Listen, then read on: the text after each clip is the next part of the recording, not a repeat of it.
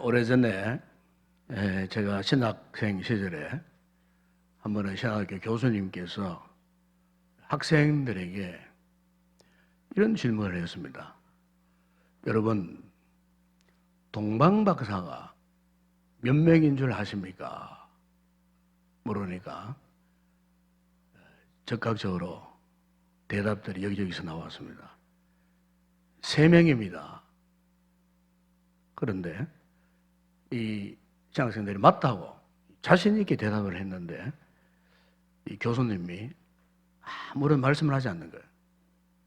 한참 이제 침묵만 흐르다가 이 교수님이 말씀하시기를, 내가 알기로는 마태복음에만 동방박사의 이야기가 있는 걸로 알고 있는데, 그에 보면은 이 동방박사가 3명이라는 말은 없습니다. 그래서 이제 성경을 막 찾아봤어요. 찾아보니까 동방박사가 3명이라는 말이 전혀 없어요. 그리고 동방박사 이야기가 나오는 성경은 마태복음밖에 없었어요. 그럼 어떻게 우리가 이 동방박사가 3명이라는 이 사실이 저절로 입력되었을까? 이걸 가만히 생각해 보니까 옛날 찬송가, 지금 찬송가 여러분 116장에는 동방박사 찬양이 나오잖아요.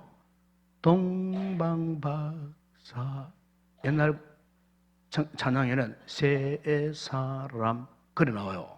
지금 찬송은 동방박사 세 사람이 아니고 동방박사들 귀한 예물을 가지고 이렇게 이제 바뀌었어요. 그 옛날 찬송가에는 우리 자신도 모르게 동방박사 세 사람이 귀한 예물을 가지고 자꾸 이렇게 부르다 보니까 저절로 우리도 모르게 우리 자신들 동방박사 그러면은 세 사람이구나 그렇게 인식을 했다는 거예요. 그런데 알고 보니까 성경에는 동방에서 온 박사들이라고 말했지 박사 세 사람이라는 말은 전혀 없다는 겁니다. 한번 여러분 집에 돌아가시라고 오늘 성경 한번 찾아보세요. 찾아보면은 동방에서 온 박사들이라고 말하지 동방박사 세 사람이라는 말은 성경에 일체 전혀 없어요. 그것도 마태복음에만 이 동방박사에 관한 이야기가 오늘 우리가 읽었던 이 본문 내용 여기에만 나타나고 있더라는 거예요. 그런데 이제 옛날 이 중세 교회 이후서부터는 여러 가지 우화적인 이야기들이 많았어요. 이 동방박사라는 이야기들이 특별히 프랑스 최고의 이 지성인이고 문학가인 이 미셸 트루이네가 쓴 동방박사와 헤롯 대왕이라는 소설이 있어요. 그 소설에 보게 되면은 그 동방박사의 이름이 구체적으로 나옵니다. 보면은 가스파르, 멜키오르 그리고 발타사르라고 하는 3명의 동방박사 외에도 또 한 사람의 동방박사가 나와요. 타오르라고 하는 이 한 명이 더 추가되는데 이 네 번째 이 타오르라고 하는 이 동방박사는 아기 예수의 탄생하신 그 자리에는 오지 못하고 훗날에 예수님이 십자가를 지시고 십자가에 죽으셨을 때에 그 십자가에 죽으신 그 시신 그 성체를 모시게 된 사람이 이 타오르라고 하는 이 동방 박사라고 하는 것이었습니다. 물론 이것은 가톨릭적인 이런 색채가 따분한 그런 소설이기 때문에 저자가 나름대로 상상을 해서 쓴 소설인 것입니다. 그리고 여러분 우리가 15세기 이 독일의 유명한 화가 가운데에 알브레히트 듀르라고 하는 이 화가가 있어요. 이 화가가 그린 그림 가운데에 동방박사의 경배라는 그 그림이 있습니다. 이 그림을 보게 되면은 유럽을 상징하는 나이 든 동방 박사가 지금 아기 예수께 이렇게 이제 황금을 바치고 있는 모습이 있고, 그 아기 예수 곁에 서 있는 아시아에서 온 젊은 동방 박사, 그리고 아프리카에서 온 이 동방 박사가 각기 유황과 몰약을 바치려고 이렇게 순서를 기다리고 있는 그 모습을 이 그림에서 볼 수가 있습니다. 물론 이 그림도 이 디르가 우화적인 표현을 하기 위해서 그린 그림이에요. 이 세 사람은 무엇을 상징하느냐 하면은 노년, 그리고 장년, 청년을 상징을 하고 있다고 합니다. 그리고 이 당시 알려졌던 세 대륙, 유럽, 아시아, 아프리카, 이 세 사람의 모습이 바로 이 세 대륙을 상징한다는 거예요. 이렇게 이제 인생의 전 인생을 상징하고, 그리고 이 전 대륙을 상징하는 이 세 사람이 아기 예수께 이렇게 경배하는 것은 바로 온 인류가 이 땅의 구원자로 오신 예수 그리스도에게 경배해야 된다. 특별히 이 딜가 이 두 번째 젊은 동방 박사를 그릴 때에 이 딜가요 자기 얼굴을 그렸어요. 자기 얼굴. 그리고 저 가운데 있는 저 박사의 얼굴은 화가 자신의 얼굴의 모습이에요. 그 이유는 뭐냐? 자신이 예수 그리스도를 진실로 경배하고 싶은 간절한 마음에서 자기 얼굴을 이 동방 박사의 얼굴로 그렇게 한복판에 그려 놓았다는 것입니다. 여러분, 하나님의 아들이셨던 예수님이 이 땅에 탄생하심에 대해서 이 사실을 믿든지 아니 믿든지, 인정하든지 인정하지 않든 분명한 사실은 이 땅에 존재하는 나라와 민족과 열방들, 인종을 초월하여 그 모든 피조물이 경배해야 할 대상이 바로 예수 그리스도라는 사실이에요. 오늘 우리의 경배의 대상, 그분은 예수 그리스도. 이 사실에 대해서 사도 바울이 에베소 1장 22절에서 말씀합니다. 또 만물을 그의 발 아래에 복종하게 하시고 그를 만물 위에 교회의 머리로 삼으셨느니라.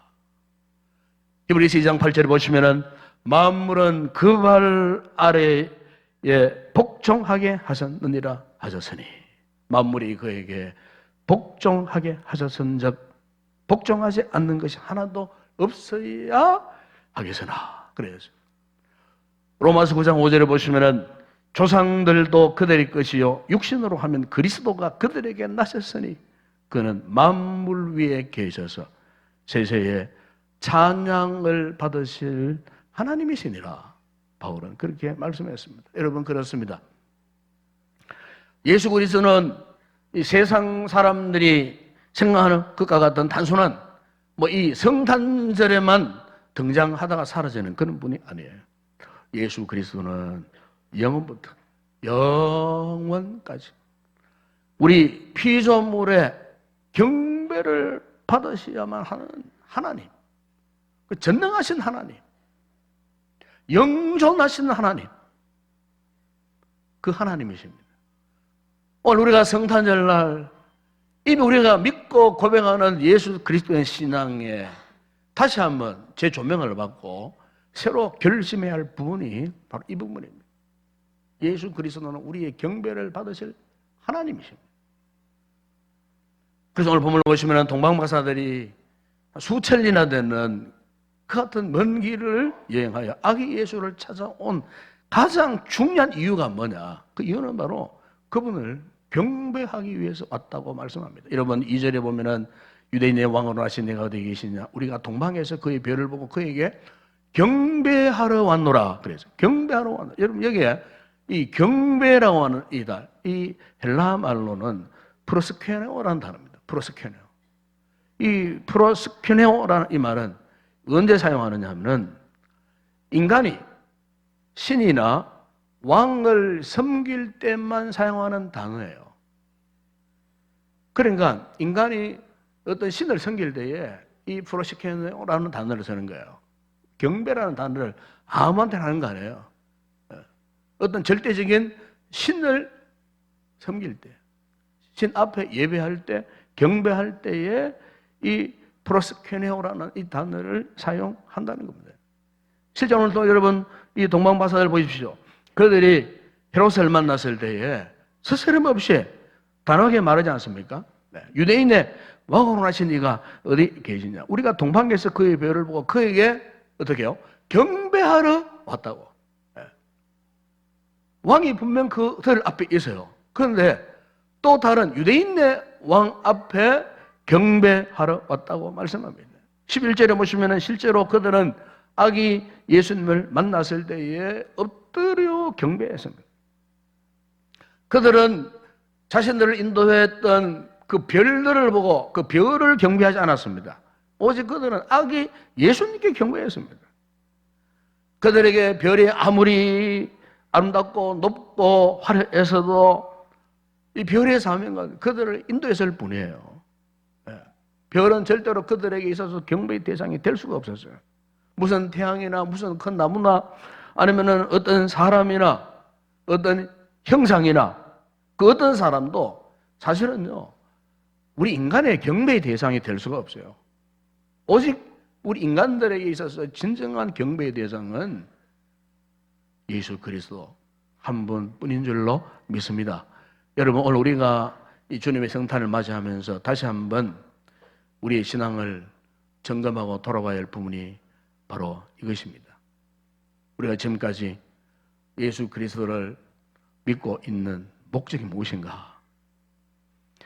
우리가 예수님께 나올 때 잘못하면요, 어떤 지식을 더하기 위해서 나올 수도 있고, 어떤 지식의 호기심, 학문적인 호기심 때문에 나올 수도 있고, 아니면 어떤 자신의 어떤 정략적인 목적을 갖고 나올 수도 있을 수 있고, 어떤 개인의 어떤 문제 해결이나 소원이나 꿈을 이루기 위해서 나올 수도 있어요. 그러나 여러분, 그런 목적들은 사실은 예수님을 향하는 진정한 목적이 아닙니다. 우리가 예수님께로 나오는 가장 중요한 이유, 가장 중요한 목적은 그분을 경배하기 위해, 그분께 예배를 드리기 위해서인 줄로 믿습니다. 왜냐하면 그분은 성령으로 잉태하신 인간이 아니에요. 인간이면서도 그분은 하나님이셔요. 하나님이 이 땅에 성육신 하신 분이에요.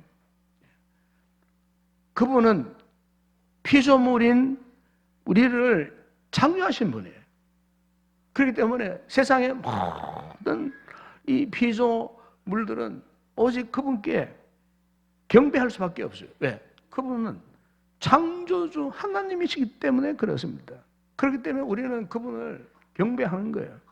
예수님을 나의 왕으로, 나의 주인으로 고백하고 진정으로 그분 앞에서 우리가 이렇게 예배를 드리는 거예요. 예배를 드리는 것이 우리의 최종 목적이에요.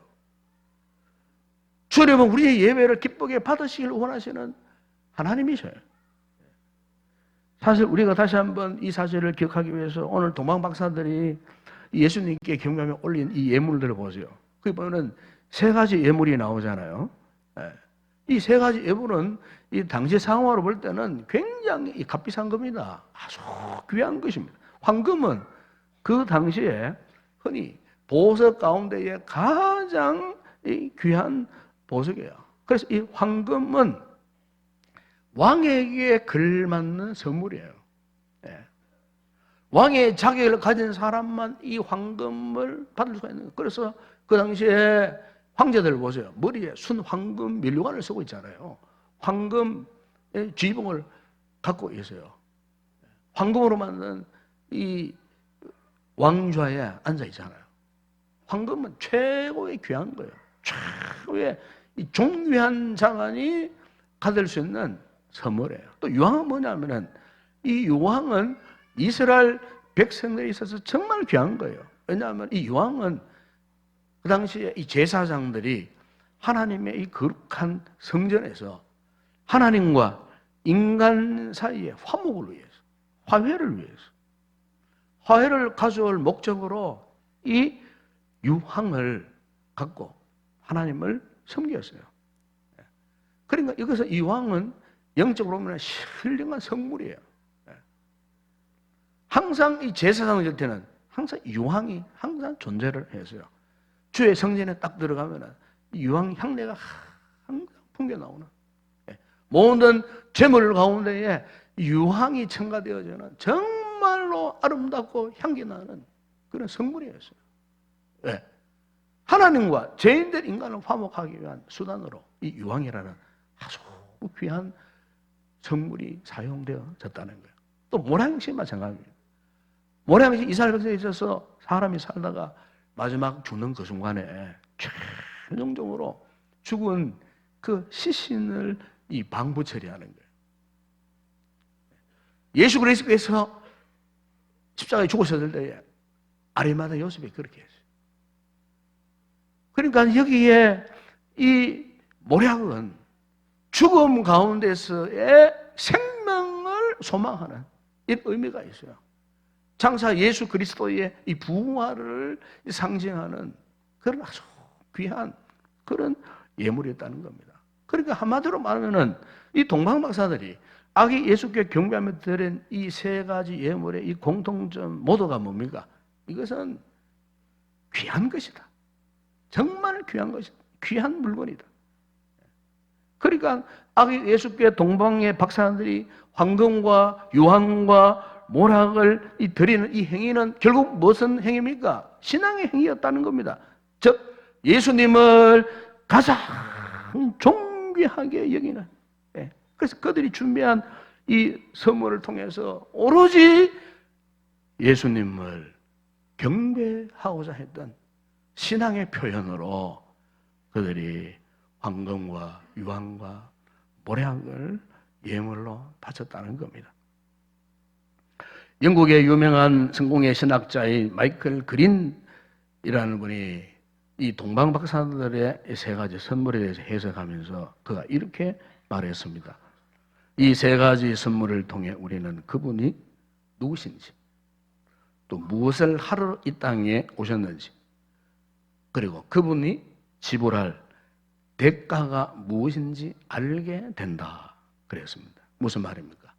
성탄하신 예수 그리스도는 죄와 허물로 죽어 있는 인간에게 있어서 이 구원을 필요로 하는 인간들에게 있어서 그분이 얼마나 위대하고 얼마나 존귀하신 분이신가 하는 이 사실을 동방박사들의 이 경배의 모습을 통해서 잘 표현하고 있다는 것입니다. 어느 목사님이 영국에 유학을 갔어요. 영국 유학을 갔는데 세계적으로 유명한 영국의 이 복음주의자인 존 스타튼 목사님, 지금은 몇 년 전에 돌아가셨습니다만, 이 존 스타튼 목사님 목회하시는 영국 런던 시내 한복판에 있는 올 소울 처치라고 하는 교회가 있어요. 유명한 교회입니다.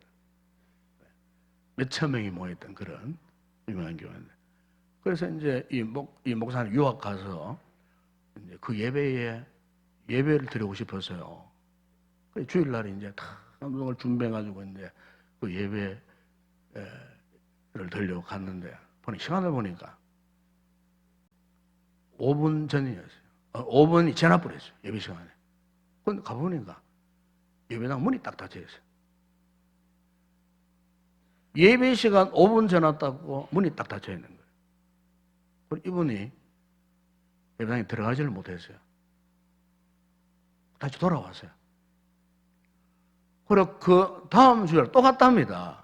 갔는데 이번에는 2분 늦었어요. 또 문이 딱 닫혀 있더랍니다. 또 들어가지 못했어요. 알고 보니까 이 교회가 하나님께 예배드리는 그 시간을 막 철두철미하게 지키는 거예요. 그걸 그 교회 성도들이 하나님께 예배하는 자세가 막 분명하더라는 거예요. 그래서 이 목사님이 그 다음 주에는 1시간 전에 갔다 옵니다. 1시간 전에. 기다리고 있다가 예배 시간에 맞춰서 그 전에. 그래서 그가 예배를 드리게 되었다는 거예요. 온 성도들이 진정한 마음으로 뜨겁게 예배를 드리고 있더라는 거예요. 제가 일전에 대구에서 목회할 때에 젊은 성도 한 분이 남자분인데 젊은 시절에 척추를 다쳤어요. 병원에 이제 수술을 요즘은 참 의술이 발달했잖아요. 척추 수술도. 옛날엔 그렇지 못했지 않습니까? 그래가지고 이제 척추 수술을 했는데 그 결과가 부작용이 일어나 버린 거예요. 그래서 이분이 평생 자리에 누워서 휠체어도 못하는 그런 상황이에요. 그 성도가 19년째 자기 방에 누워 있어요. 그분에게 따님이 있더라고요. 따님이 그때 당시 나이가 30 넘었는데 왜 시집을 못 갔느냐 하면 아버지의 수발을 늘리기 위해서 시집을 못 가고 그 아버지의 그 일어나지 못하는 그 상황 속에서 이 딸이 참 아버지를 봉양하는 그런 너무너무 아름다운 그런 모습이었어요. 이 가정 제가 여러 차례 신방을 가고 이렇게 예배를 드려주고 할 때마다 참 이분이 누워가지고요 눈빛을 지금 기억합니다. 그 눈빛이 얼마나 반가워하는 눈빛, 기뻐하는 눈빛, 예배를 드리러 오는 것을 기다리고 사모하는 그런 눈빛이었어요. 한 번은 제가 이제 예배를 드리고 일어나려고 하는데 이제 그분이 이렇게 손짓으로 좀 가까이 오라 그러더라고요. 그래갖고 제가 이제 일어나려고 하다 말자 이제 그러길래 가까이 이렇게 가니까 제 귀에다 대고 이런 고백을 해요. 목사님, 제 소원이 딱 하나 있습니다. 그것은 다름 아닌 제가 이 교회에 나가서 제대로 한번 예배를 드리고 싶습니다. 네. 자기 소원이 다른 게 아니에요. 제대로 한번 교회에 나가서 예배를 드리고 죽었으면 좋겠습니다.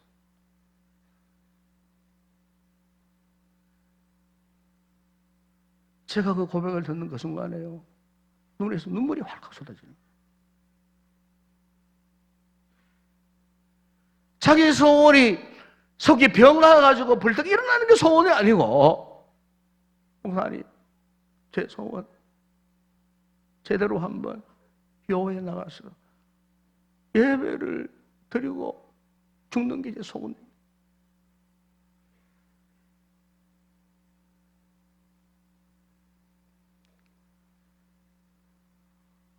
여러분, 오늘 여러분들은 어떻습니까?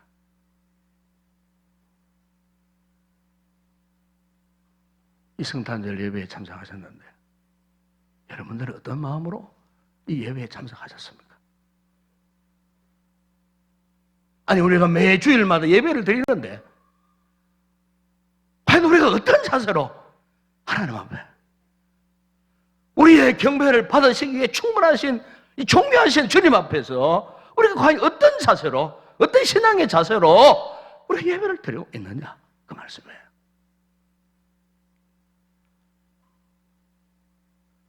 오늘 동방박사들은 수천 리 길 마다하지 않고 별을 보고 출발할 때부터 이 값지고 귀한 예물을 준비했다고 말씀하지 않습니까? 여러분, 오늘 회의에 있어서도 그렇습니다. 우리가 주님께 경배하는 신앙의 모습, 믿음의 자세도 예수님께 가장 귀한 것을 드리고 싶은 간절함. 여러분, 오늘 저와 여러분이 주님 앞에 최고의 귀한 것을 드린다면 무엇이겠습니까? 돈이겠습니까? 헌금이겠습니까? 물질이겠습니까? 아니에요. 우리 주님이 귀하게 받기를 원하시는 것은 다름 아닌 우리 자신이요. 우리 자신을 아셔야 됩니다. 우리 자신이요. 여러분 마음이요. 여러분 생각이요. 우리 인격이요. 우리 믿음의 모습이요. 주님은 그걸 원하고 계시는 거예요. 여러분 요한복음 4장 23절에 보시면 주님 말씀하십니다. 아버지께 참되게 예배하는 자들은 영과 진리로 예배할 때가 오나니 곧 이때라 아버지께서는 자기 이렇게 예배하는 자들을 찾으시느니라. 사도 바울은요 로마서 10장 1절에 이런 말씀을 했어요. 그러므로 형제들아 내가 하나님의 모든 자비하심으로 너희를 권하노니 너희 몸을 하나님이 기뻐하시는 거룩한 산제물로 드리라. 이게 우리가 드릴 영적 예배니라. 하나님이 받으시는 신령한 예배라고 그 말이에요. 여러분 오늘 우리가 성탄하신 예수님께 드릴 최고의 선물은 바로 우리 몸을 드리는 겁니다. 아멘. 우리 몸을 들여서 그분을 예배하는 거예요. 우리의 몸으로 하나님이 기뻐하시는 영적 예배를 드리는 거예요. 아니 우리의 삶을 통해서 우리의 전 생애를 통해서 나의 삶의 시간 모든 것을 총동원해서 우리의 모든 삶을 통해 그분께 예배를 드리는 거예요. 유명한 존 비베가 쓴 책 가운데 날마다 하나님께로 더 가까이라는 책이 있어요. 그러면 그가 이런 말을 했어요. 예배라는 것은 다름 아닌 순종의 삶이다. 진정한 순종이란 하나님의 소원을 마치 자신의 소원인 양 간주하고 수행하는 것이다. 하나님의 갈망이 곧 내 갈망이 되는 것이 예배다. 그랬습니다. 여러분 그렇습니다. 이번 성탄절을 통해서 별을 발견하고 수천의 길을 마다하지 않고 달려가서 아기 예수께 최고의 귀한 것을 드린 이 동방박사들의 이 경배의 모습을 통해서 여러분 오늘 우리에게 주시는 교훈이 바로 이겁니다. 오늘 우리의 삶에 있어서 예배에 변화가 일어나야 되겠다 하는 것입니다. 주님께 진정한 예배의 삶을 살아야 하겠다. 동방박사들 이 같은 예배의 열정, 예배의 정신을 우리가 배워서 오늘 우리의 생애가 진정으로 주님만을 경배하는 이런 삶을 살 수 있도록 더 예배에 헌신하고 또 순종하면서 위대한 예배의 삶을 살기로 우리 모두가 결단하는 이번 성탄절이 되었으면 좋겠습니다.